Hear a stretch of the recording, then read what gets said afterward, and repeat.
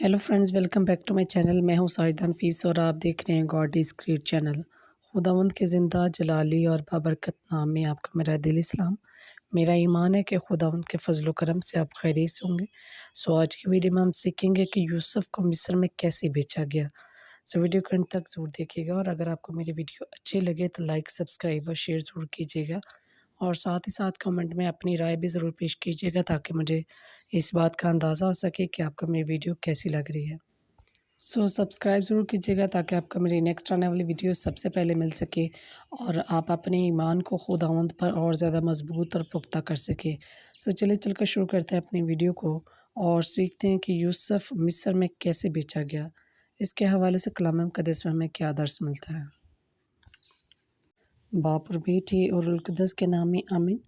तकवीन 37 बाब 39 आयत से 40 आयत तक। कलाम मुक़द्दस में कुछ यूँ लिखा है, याकूब यूसुफ को अपने सब बेटों से ज़्यादा प्यार करता था और उसे एक खूबसूरत लबादा बना कर दिया। दूसरे भाई उसे देखकर जलने लगे। एक दिन याकूब ने यूसुफ को उसके भाइयों के पास चरागाह में भेजा। उन्होंने उसे पकड़ लिया और एक खुशक कुएं में फेंक दिया। उनका इरादा उसे कत्ल करने का था, मगर बाद में उन्होंने उसे चांदी के 20 सिक्कों के एवज़ एक काफ़िले को बेच दिया। बाद में उसके लबादे को फाड़ा और उस पर बकरी का खून लगाकर अपने बाप के पास भेजा। याकूब ने लबादा पहचान लिया और समझा कि उसके बेटे को कोई दरिंदा मार कर खा गया है और उसने बहुत मुद्दत तक अपने बेटे का गम किया।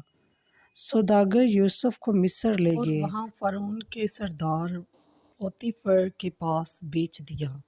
यूसुफ पोतीफर के यहाँ काम करने लगा और खुदावंद ने उसे बरकत दी। तब पोतीफर ने उसे अपने घर का मुख्तार ठहराया, लेकिन पोतीफर की बीवी ने उसे वर्गलाने की कोशिश की।